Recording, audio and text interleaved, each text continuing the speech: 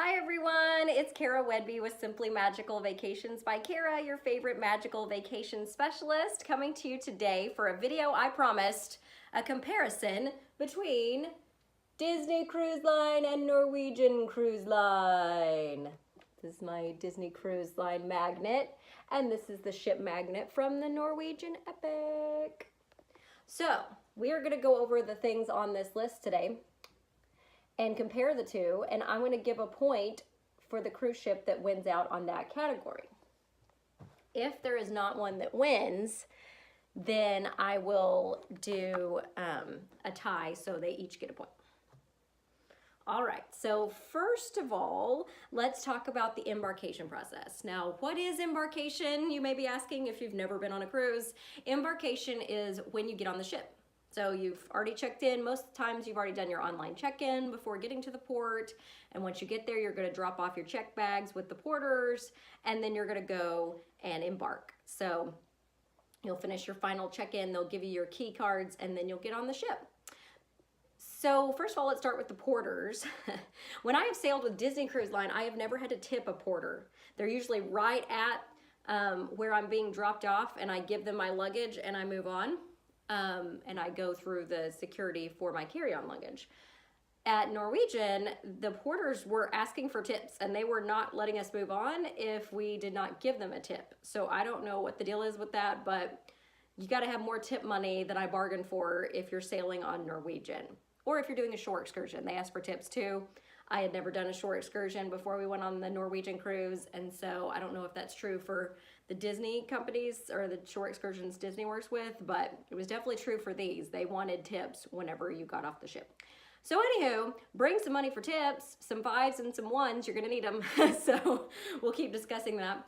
But with Norwegian, I did my online check-in as soon as they would let me. I printed off my e-docs and my luggage tags, and you've seen all that in a haul video already, but it was a very quick and easy check-in process, but it was a very long line to get into the actual air-conditioned building to do the check-in. So I would say that Disney wins on that. I've never had a very long line to do a check-in, and the reason being, when you do your online check-in for Disney Cruise Line, or if I do it for you as your travel agent, I'm going to select, or you're going to select a port arrival time window, and then that's when you're going to arrive.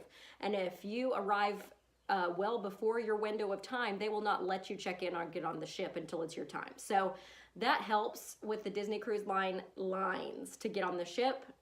Norwegian did not have that. It's freestyle cruising, so you were allowed to come whenever you wanted, anytime from 11 to 2. So everybody came early, and then it was a very long line. So as far as embarkation goes, I'm going to give that one to Disney Cruise Line because they do have those port arrival times. And even though I like lots of aspects of freestyle cruising, that is not one of them. All right, so once you get onto the ship, the next thing you see, usually around 1:30 or so, they'll make an announcement, is your stateroom.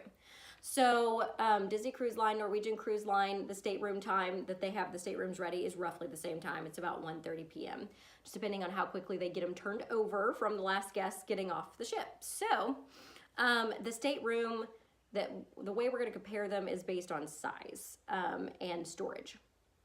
So on the Norwegian Cruise Line, when we first got into our staterooms, which we had connecting staterooms, my kids were going to sleep in one and my husband and I were going to sleep in another, but of course I had to be the lead guest on one room and he had to be the lead guest in the other. So when we got to our staterooms, the first annoying thing about Norwegian Cruise Line is that your key card, your sail pass, whatever you want to call it, that gets you in and out of your room, and that you charge things back to your room with, and that you use to order things on the ship, whatever. It does not just scan. You can't just stick your key card up to the door thing and scan it and walk in like you can on Disney Cruise Line.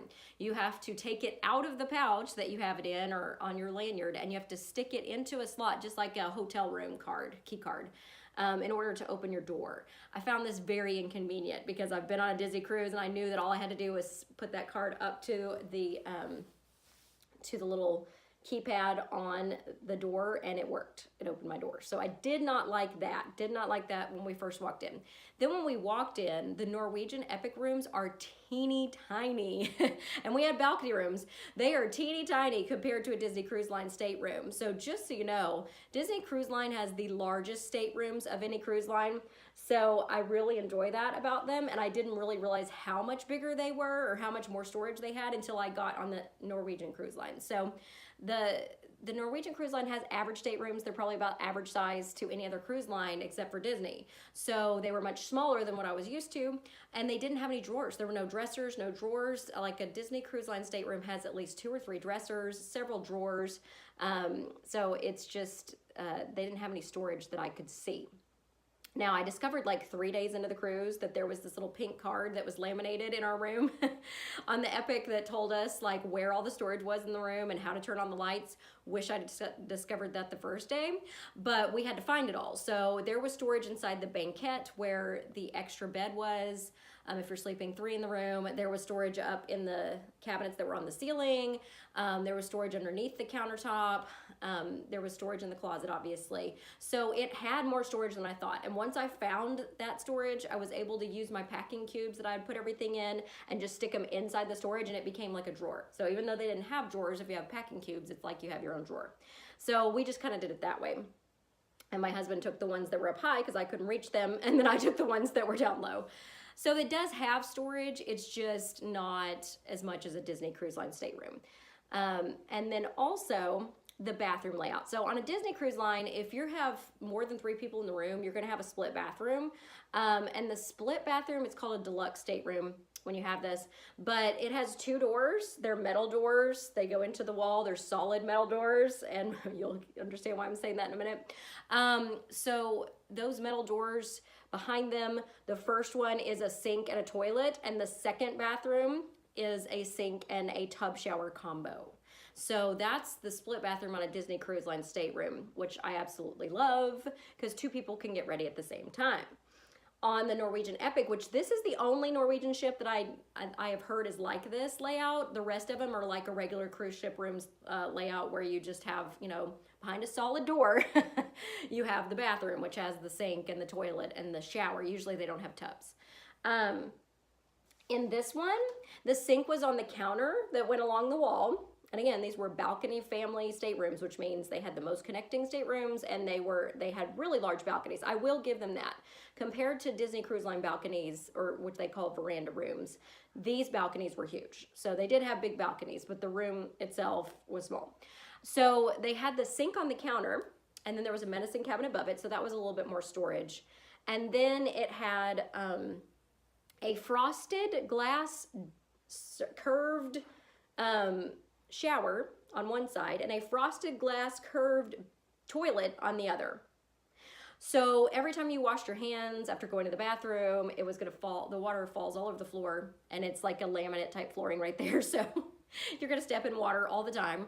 And the way they did the shower and stuff, there was a curtain that you could draw in between the room and the actual shower and bathroom part because the frosted glass was see-through. So if you were in either one, everybody could see everything you were doing and smell it. So that's why on the haul video, the poopery came in such handy. But it was definitely not the ideal bathroom layout. And again, I think it's only on the Epic that they do that, but I did not enjoy it. And I was glad my husband and I were in a room and the kids were in another, but they also had to have the curtain drawn. And when the curtain was drawn, nobody else could go into the bathroom area for privacy. So not my favorite bathroom layout. So as far as layout goes and stateroom size and storage and also plugs, a Disney cruise stateroom has a ton of plug space. So to plug things in to charge or whatever you need to do. And Norwegian Cruise Line has 2. There's one under the cabinet and there's one in your medicine cabinet, and that's it. So it was a good thing I brought that Cruise On plug thing that gave me some extra outlets to charge with. Otherwise, we wouldn't have had enough outlets. So as far as stateroom goes, Disney Cruise Line wins. Hands down, you cannot beat the size and storage and plugs and split bathroom layout of a Disney Cruise Line stateroom. So they are gonna get the point for that. Also the convenience of just scanning your card to get in your room or to buy stuff, not having to take it out of whatever you've got it in. Okay, so the next one is service. Now, Disney Cruise Line is known for guest service. Disney in general is known for service. And they have a lot more cast members, crew members on a Disney cruise ship than on your average cruise ship. But Norwegian had excellent service, and they still have excellent service. Whenever I call them for clients or whatever, they are so friendly. If they don't know the answer, they're gonna work really hard to find it for me. Their website is not as easy to use as Disney Cruise Line is for me, but they still make up for it in friendliness and service. And of course, Disney Cruise Line has excellent service when I call them as well, but also on the ship. The crew members were excellent. They were friendly on both ships. They are knowledgeable. They have great customer service if you have to go to guest services on either ship. So as far as service goes, I think they both went out there. I did not have any issues service-wise on either ship that I could not get resolved, and when I did go to resolve something, they were always friendly. So I think they both have great service, so I'm going to give them each a point there. All right, let's go to the next topic, which is very important for people like me who are travel agents and are trying to, you know, post all this stuff so you guys can see it, is internet. Okay, so internet access on Norwegian Cruise Line, which I had never done before. They have their app, which is now available on all their ships, and that just happened like right before we got on the Epic. Disney Cruise Line, their app is available on all their ships too. So as far as internet access goes on their apps, that's free on both cruise lines. So if you're trying to just get on your app and look at stuff, look at things that would be in your daily newsletter you get in your room every day, which Disney has stopped doing the daily newsletter. They want you to use your app, unless you go and ask them for a newsletter to, you know, be more green. Norwegian puts one in your stateroom every night during turn down service, so you still get the paper one. But that's good because their app doesn't cover everything that's covered in that newsletter. Whereas Disney Cruise Line's app has been updated, and everything that happens in that navigator also is on their app. So they upgraded the app to where you didn't really need a newsletter every day. Plus you could favorite things on the Disney app, and it would remind you of those things 15 minutes before and where it was and what you want to do, like a character meet and greet or a show or whatever, or your dinner that night, that kind of thing. But for Norwegians, I didn't see that. That may have been on there, but I couldn't find it. But it did list what I had pre-booked as far as shows or dinner or whatever. And it did have some of the things that were on your daily freestyle newsletter, but it didn't have all of those things. So if I wanted to know about a special sale that night or what it was on, or if I wanted to know about dining or which dining was available at which times, that's not on their app, or at least not that I could find easily. So you do get internet access free using their apps on both ships. However, on Disney's, you get free texting, and they even give you special like Disney emojis to use when you're texting other people on the ship. You just have to kind of put in their room number and start texting them.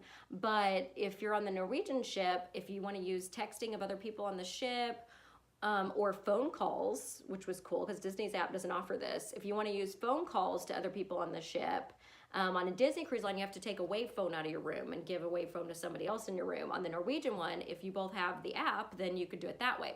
So my husband and I both did this, but it's $9.95 for your whole cruise, per person or per phone, I guess. But we did that so that we could text and call each other, and so we would know where each other was and who had what kid and whatever. So it was very convenient, and I liked it, and to me it was worth the $9.95 to be able to do that. And we could call the spa, we could call the kids club, we could call whatever we needed to call as well, including each other or other passengers on the ship. So for that $9.95 for the cruise, I was fine with that. But Disney's is free for the texting part, just not, it doesn't have the phone call service on the app. You have to take your wave phone out of your room. So as far as the app goes, Disney's has more information and free texting. Norwegian's, you have to pay for the texting, but you also get phone calling.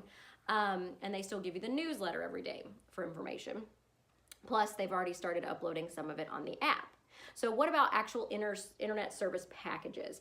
As far as that goes, Norwegian wins hands down. I've never purchased the internet package on a Disney cruise because it's expensive and for nothing. Like 100 megs or something is like, no wait, 1 gig is like $100. It's ridiculous how much they charge on a Disney Cruise Line, and you use it way too fast. Like you have to log out so that it's not using it. Same on Norwegian's, but It's easier to log in and log out of it, and they have different options. So you can get a social media option, which is all I would have needed if I had gotten one. But we had a perk that came with a free internet package up to 100 minutes. And so the way Norwegian does it is you can either get the social media one, which is $14.99 a day, that you're on your cruise or that you want it for, and it just gets charged to your onboard account. That one allows you to post to all your social media and message on social media messaging apps. So that's like Facebook Messenger, WhatsApp, whatever. So that's what the social media one is. And then there is just regular internet, and you can, if you didn't get a perk, you know, where you got free internet, you can purchase 100 minutes, 250 minutes, or unlimited. They have different packages to choose from. They also have an internet cafe online on the ship. So you can purchase while you're there, and somebody can help you with it if you don't know what you're doing or can't get it to work right or whatever. So as far as the options go and the price of those packages, it was well worth it for me to be on a Norwegian ship and have those internet options. They are way better options than the Disney options as far as internet goes. So I'm going to give that point to Norwegian because that's important to me. Next one is entertainment. Okay, so Disney is known for entertainment, especially Disney Entertainment, you know, and they have Broadway shows 3 of the nights that you're on a Disney cruise, depending on how long your cruise is. So you're going to get some really quality entertainment, and then the other nights they're going to have other stuff that's family friendly. But you only get one option. So this is the complaint I have about Disney Cruises entertainment, is that, and also about their dining, but we'll get to that in a minute. You have a set time that you have to go to your entertainment each night. So depending on when which one of the 2 dining times you have, you either go to your show first and then your dining, or you go to your dining first and then your show. So it's very rigid that way. There is no entertainment at other times or in other places at the same time, like there is on a Norwegian cruise or pretty much any other cruise line. So on a Norwegian cruise, there are several entertainment options going on at one time. There was comedians in the comedy club. There was a Cirque du Soleil dinner show you could have booked. There was Broadway shows that they had. There was other kinds of talent, like a Beatles show with a Beatles lookalike group and some other stuff. So there were lots of different things going on at the same time on a Norwegian ship. Because it's freestyle cruising, you don't have to go at a certain time. So they offer the shows several times a night if there's a show, and they offer several different ones. So you could choose where you wanted to go, and there were several things you could do. In the atrium, they had game shows going on, there were prizes you could win, things like that as well. So you could choose several different options of what you wanted to do on the Norwegian ship and when you wanted to do it. And that's what I love about freestyle cruising on their ships. But on Disney Cruise Line, it's very rigid. You're set in either you watch your show first, you eat your dinner, or you eat your dinner first and you watch your show, and that's it. There are no other shows to choose from if you've already seen it, which if you've been on a Disney cruise more than once, like I have, or like other people have, if you've already seen Dreams, or you've already seen Wishes, or you've already seen the Golden Mickeys, that may not be your favorite show, and you may just want to see the Broadway show, you know? And so then you're very limited on your entertainment choices. So as far as entertainment goes, surprisingly enough, Norwegian wins this one. Even though the Broadway shows that Disney does are amazing, there's just not enough variety. So definitely Norwegian wins on entertainment.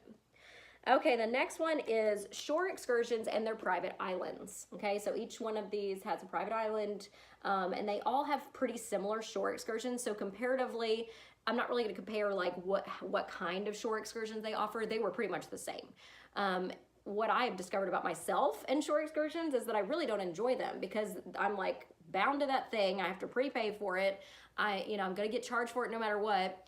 And they're going to ask me for more tips when I get down there. And really, I could have just explored on my own the port and then gotten back on the ship, so I really don't like them. But for families, especially with little kids, it might be a good idea, for you to get a shore excursion at different ports. So comparatively, they have basically the same options, and they're basically the same price. I didn't notice a difference in pricing as far as shore excursions go, and the options, I didn't notice a difference there.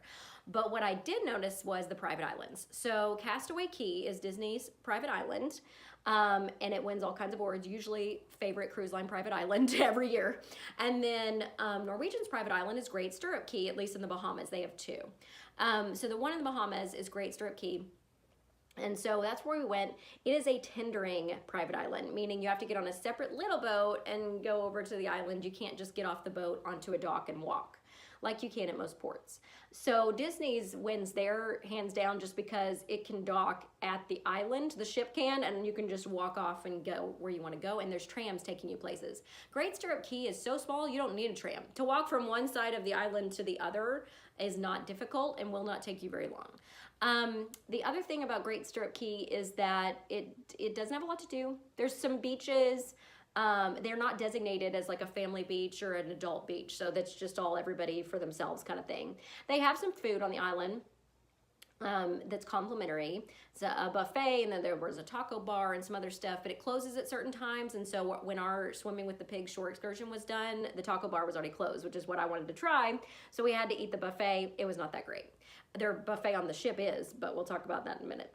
So they also had shops there on the island on Great Stirrup Cay, but they required cash to pay for the shops, which I did not bring enough of because everybody else was asking for tips on this particular cruise, and I didn't realize I was going to have to pay for cash for souvenirs, because normally, like on Disney's private island, you can use your key card and charge it back to your room, to your onboard account. So you don't need to bring any cash on the island. Well, on Great Stirrup Cay, it's all locals, like Bahamian locals, that come to the island and sell stuff while you're there.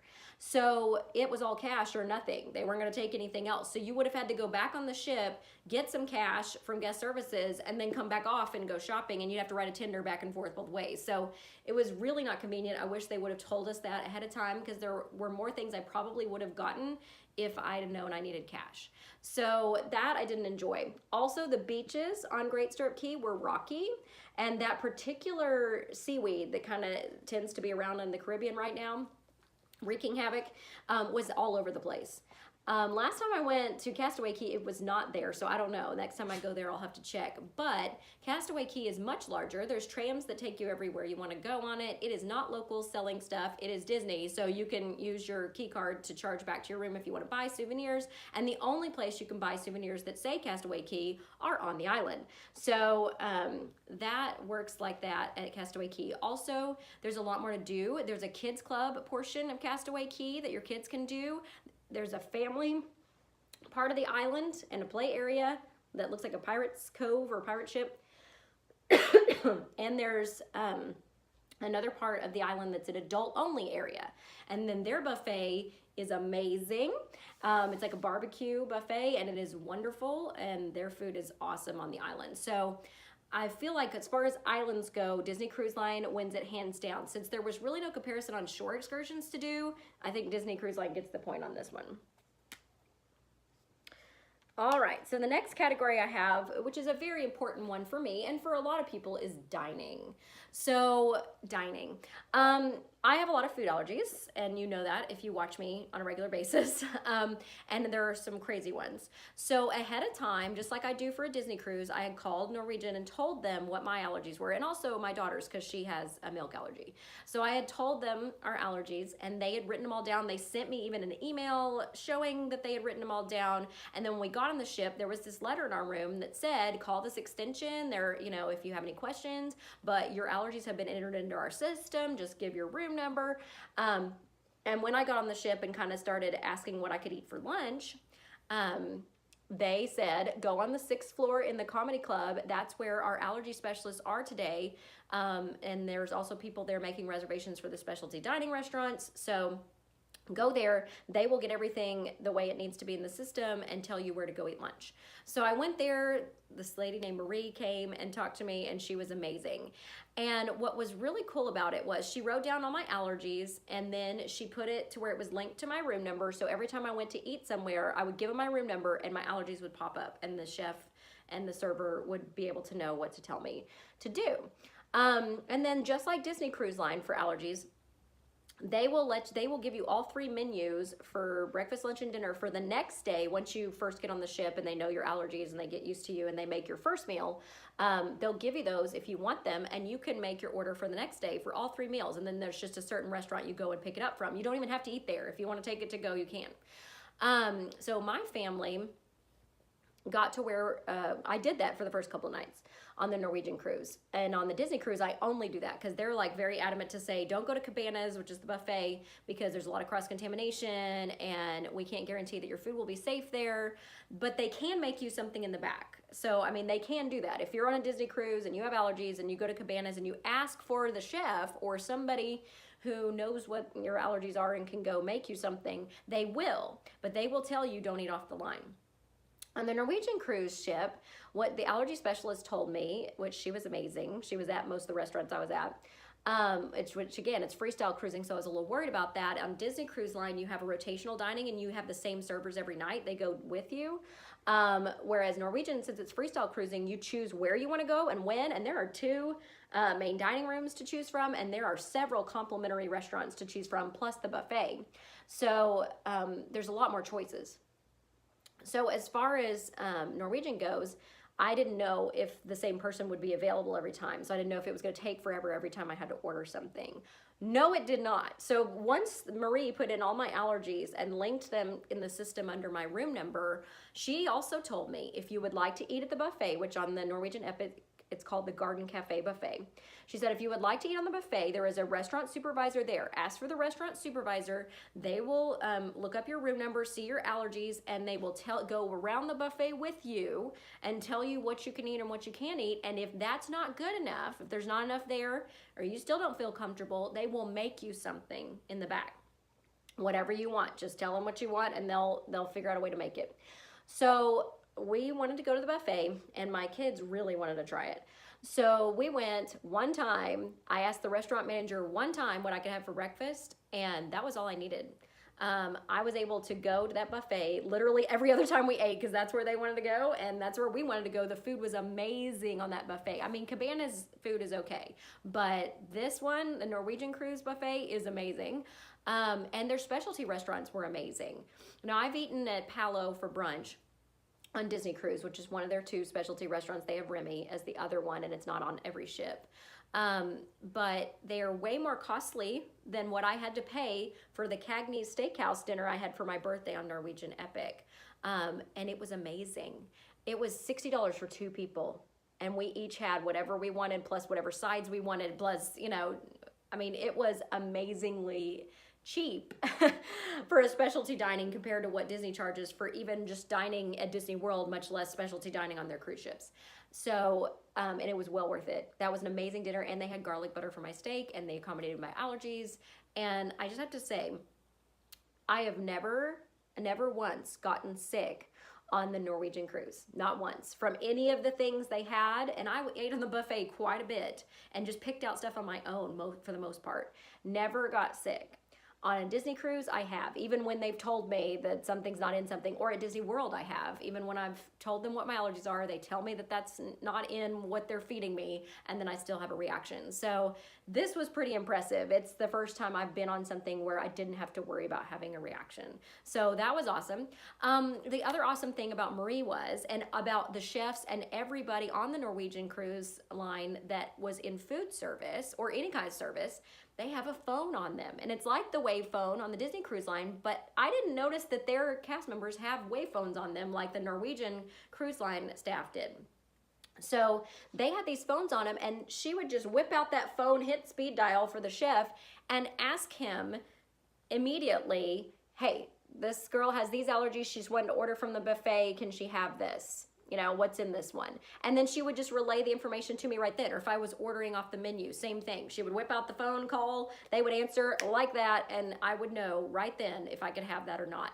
It was an amazingly smart system, and why Disney doesn't do this, I don't understand. I don't understand why they can't immediately communicate with the chef like that, especially since I have the same servers every night.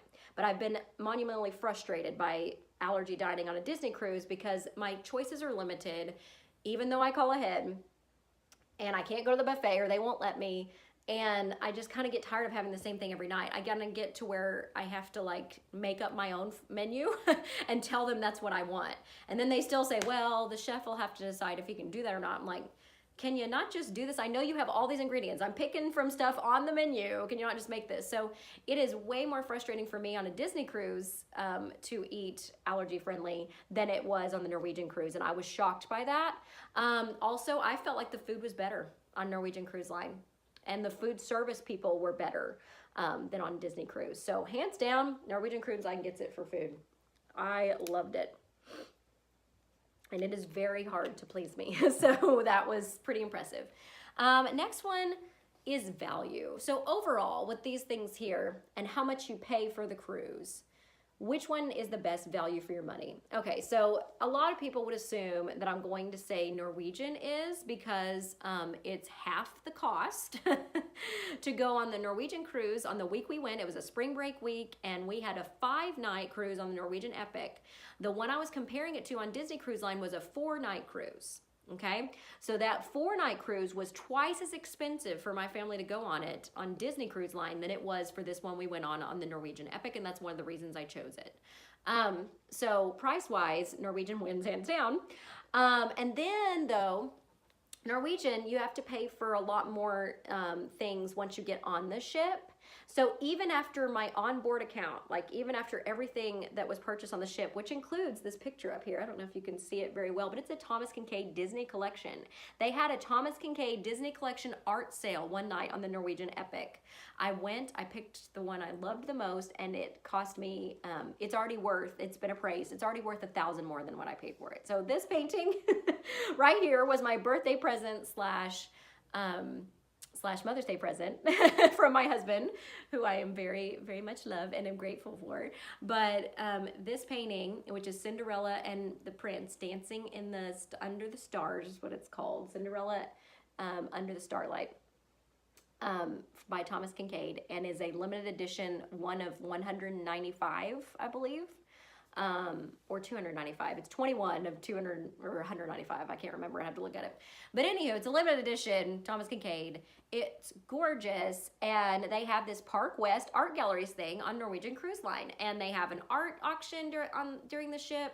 Or during your time on the ship, but they also have sales on different artists, and that's what this particular sale was, and I was able to purchase it for cheaper than I could have if I had to bid on it during the art auction, which all of the Disney art they had went the night before. There was none left for the auction. So it's great because they reframe it for you, put it in a new frame, mail it to you after you get off the ship. So that's how it came. I love it. It's my new favorite thing to look at in my living room. So that's why we're sitting in front of it. I did not get that on a Disney ship. This came off a Norwegian ship. So, I mean, I just loved that. I love that they have sales every night. And so I spent more money probably on my onboard account on this cruise because of that than I normally would have. And for shore excursions, because I normally have not done shore excursions on a Disney cruise.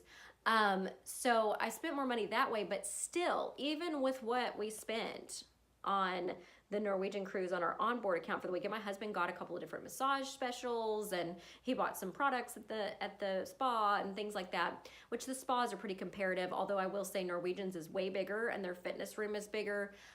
It's about twice the size of the ship of a classic Disney ship. So the Epic is like twice the size of the Wonder or the Magic.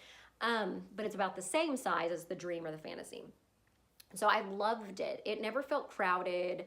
It never felt like there were too many people, and also the ship was more stable. So if it was rough seas, being on the Norwegian Epic was a lot more pleasant than being on the Wonder or the Magic when there's rough seas. So definitely appreciated the larger ship for that reason. But also just value-wise, I still spent $2,000 less than I would have had I booked the Disney cruise before I even had an onboard account to pay for. So value-wise, I really feel like the Norwegian is still a way better value, even if you spend more on your onboard account than a Disney cruise. So Disney cruise, just the pricing is pretty high. It's, everything's included, your rotational dining, all that kind of stuff. But I felt like Norwegian had just as many dining options, if not more. I mean, no, they're not themed to a Disney movie, and there's not a show during dinner. But I like the fact that I had my choice of when I ate, not Disney's choice of when I had to eat and had to see a show. So I really liked the freestyle cruising for that reason as well. So value-wise, Norwegian gets it. It's just a better value no matter what you spend when you're on the ship, or what kind of room you get. Finally, debarkation. So that's getting off the ship. So embarkation is when you get on, debarkation is getting off. there were a lot of people on our ship, so we did the self-assist, and that's what I do on Disney too, unless I'm flying back and I want them to check my luggage all the way through. If you're doing that on Norwegian or Disney, then you have to have your luggage outside your stateroom at a certain time the night before you get off the ship. And then you have to pack in your carry-on what you're gonna need to wear the next day, your pajamas, your toiletry items, that kind of stuff, and then you carry those off the ship. Then when you get off the ship, your stuff is waiting in a warehouse under a color-coded area to pick it up. Or if it's being checked, if it's an airline where they'll check it all the way through, then it's on the way to the airport. So as far as that goes, that's all pretty similar. But there is a just walk off for Disney Cruise Line too. You can take your luggage and walk off. You don't have to leave it out the night before. So they both have kind of the same options. The thing I liked better about Norwegian is the freestyle thing. I could have, even if I'd have chosen to put my luggage out the night before, my check bags, I could have chosen where I wanted to eat breakfast the next morning, and I would have had until 10:30 to get off the ship. If you're on a Disney cruise and you put your stuff out the night before, or you want to eat breakfast, you either have to get up really early and get something at Cabanas, which you cannot take any food off of the ship. Okay, so you can't take something to go because you have to go through customs. And then also in Disney, if you, in whatever restaurant you ate at the night before, if you want to sit down breakfast, you have to eat at that same restaurant the next morning. And if you have early dining for dinner, then you have to be up pretty early to eat breakfast, or you lose your chance to eat it in that sit down restaurant. And if you had late dining, and it's like 8 a.m. or something for breakfast, and then you get off the ship, it's like 7 a.m. and then 8 a.m., something like that. Anyway, it's pretty early.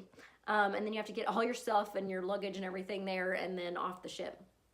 So I really enjoyed Norwegian's freestyle cruising because, again, I could have eaten at any of the restaurants available, including the buffet, before I got off the ship, and I had plenty of time to get off. So I really appreciated that about the freestyle cruising. You know, getting on and off the ship is not difficult on either one of the cruise lines. It's pretty organized. They call different colors and whatever, and if you're self-assist, you just get off when you want. So that's what we did. It was easy. I mean, yes, there were a lot of people. The line was long, but it moved, and so it didn't take us hardly any time at all to get off the ship. So, Embarkation, I think I like Norwegian's better just because I have my choice of where I want to eat breakfast and when, versus Disney, where I don't. So, I like my freedom. I think you probably noticed that by going through this video. So, I definitely enjoyed that aspect of Norwegian, is their freestyle cruising.